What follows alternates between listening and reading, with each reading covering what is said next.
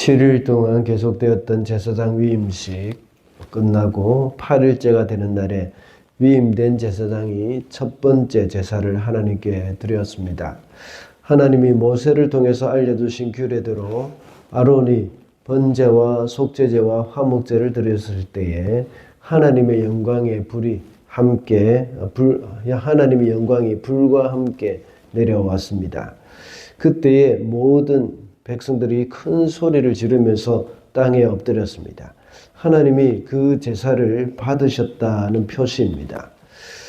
우리도 역시 하나님이 받으시는 예배를 드리기 위해서는 먼저 우리는 예배를 위해서 부름받은 자들임을 명심을 해야 합니다. 그리고 하나님의 은혜를 기대하면서 말씀대로 드리는 예배가 되어야 한다고 했습니다. 이렇게 첫 번째 제사는 불이 내려와서 제물을 태우며 하나님이 그 제사를 받으셨다는 것을 확실히 알 수 있었습니다.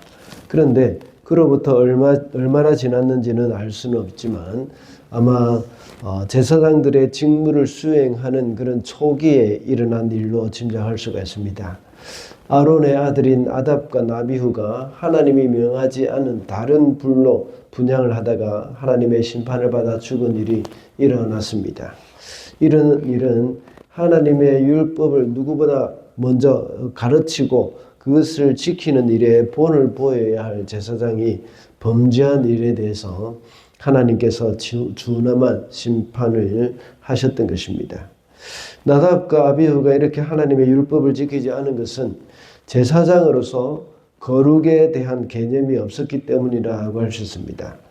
향을 피우는 불도 거룩하게 구별된 불을 사용해야 하는데 그렇게 하지 않고 다른 불을 사용했다고 오늘 본문 1절에서 말씀하고 있습니다. 오늘날 이 땅에 제사장이라고 하는 우리 성도들도 역시 하나님을 섬김에 있어서 거룩해야 합니다.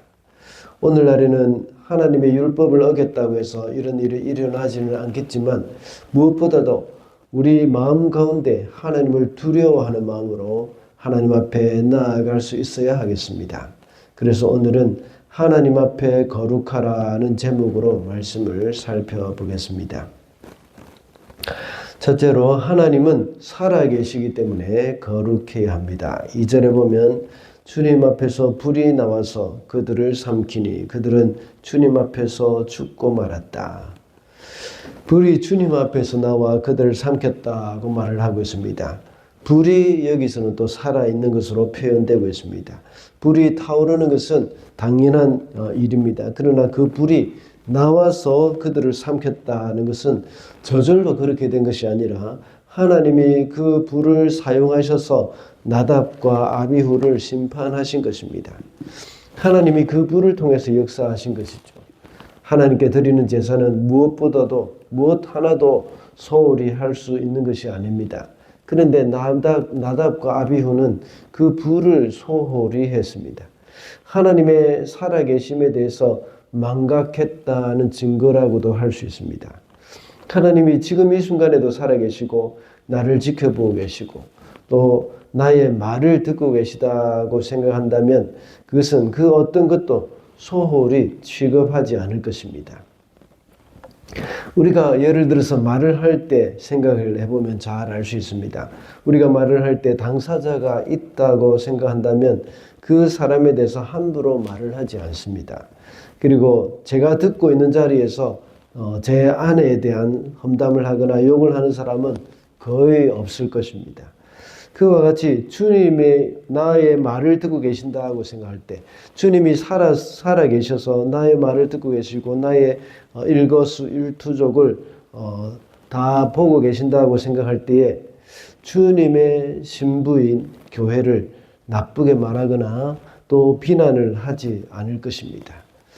우리 주님이 살아계셔서 나의 모든 말을 듣고 계시다고 생각할 때에 우리는 항상 말 한마디, 행동 하나하나에 조심해서 하게 될 것이죠. 그러므로 우리는 살아계신 하나님 앞에 살고 있다, 내가 행동하고 있다고 생각할 때 우리는 늘 하나님 앞에서 거룩하게 살 수가 있을 것입니다. 둘째로 하나님을 가까이 할 때 거룩하게 살 수 있습니다. 3절 말씀입니다. 모세가 아론에게 말하였다. 주님께서 내게 가까이 있는 이들에게 나의 거룩함을 보이겠고 모든 백성에게 나의 위엄을 나타내리라 하신 말씀은 바로 이것을 두고 하신 말씀입니다. 아론은 아무 말도 못하였다. 하나님은 모세를 통해서 말씀하셨습니다. 내게 가까이 있는 이들에게 하나님의 거룩함을 보이겠다고 말씀하셨습니다. 그 당시에 제사장들이 하나님을 가장 가까이 모시고 있는 자들이라고 할 수 있습니다.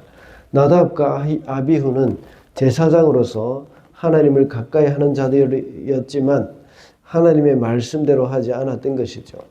하나님을 가까이 하는 사람일수록 거룩한 삶을 살아야 합니다. 이것이 인간으로서 가질 수 있는 또 다른 특권이고 또 복이고 또 의무이기도 합니다. 하나님은 이스라엘 백성들도 역시 거룩하게 살 것을 명하시면서 십계명을 주신 것입니다. 하나님은 거룩하시기 때문에 이스라엘 백성들도 역시 거룩하기를 원하시기 때문이죠. 하물며 하나님의 백성들 중에 하나님을 가장 가까이 모시고 있는 제사장들은 더욱더 거룩해야 한다는 것은 지극히 당연한 일입니다. 그래서 제사장을 위한 특별한 다른 율법도 하나님이 다 주신 것입니다. 우리 성도들도 역시 제사장으로서 하나님을 가까이 함으로 거룩하게 살아가도록 노력을 해야 하겠습니다. 우리가 거룩하신 하나님 앞에 서는 사람들이며 또 거룩하신 하나님과 동행하는 사람이 되어야 합니다. 하나님을 가까이 할 수 있는 것은 말씀과 기도입니다. 하나님의 말씀을 읽고 듣고 공부하면서 하나님을 가까이 하고 기도를 쉬지 않으므로 하나님을 가까이 하는 사람들이 되어야 하겠습니다. 마지막으로 거룩이 우리의 살 길이기 때문에 우리는 거룩해야 합니다. 7절 말씀입니다. 당신들은 회막 어귀 바깥으로 나가지 마십시오. 어기면 당신들도 죽을 것입니다. 당신들은 주님께서 기름 부어 거룩하게 구별하신 사람들입니다.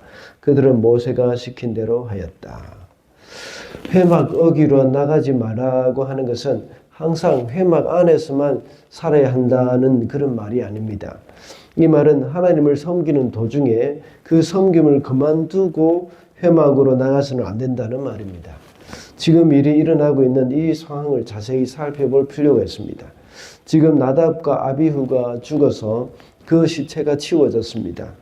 그때의 6절을 보면 모세가 아론과 남은 두 아들 엘레아살과 또 이다말을 향해서 말을 하고 있습니다.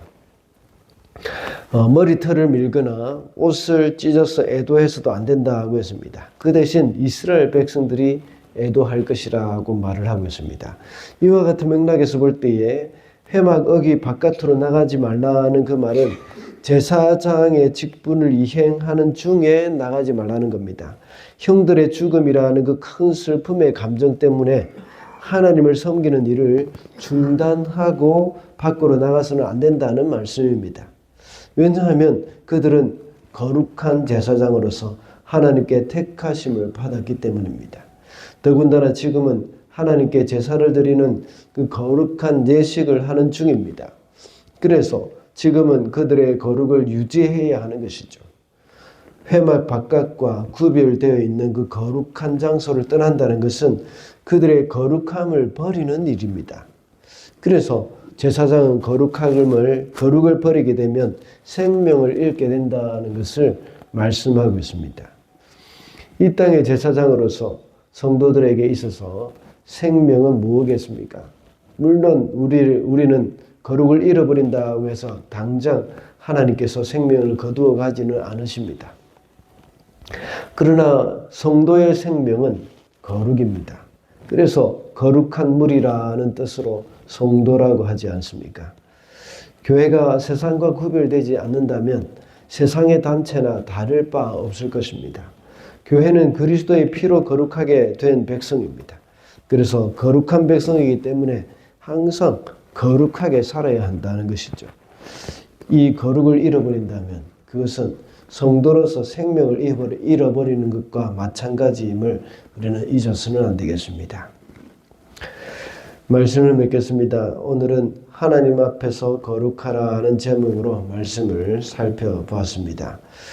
신약에 와서 우리 성도는 모두가 이 땅의 제사장임을 잊어서는 안 되겠습니다. 그래서 살아계신 하나님 앞에서 늘 거룩하게 살아야 하고 하나님을 가까이 함으로 거룩하게 살아야 하겠습니다. 그리고 거룩이 우리의 생명임을 잊어서는 안 되겠습니다. 오늘도 이 땅의 제사장으로서 거룩하게 살아가는 저와 여러분이 되시기를 바랍니다.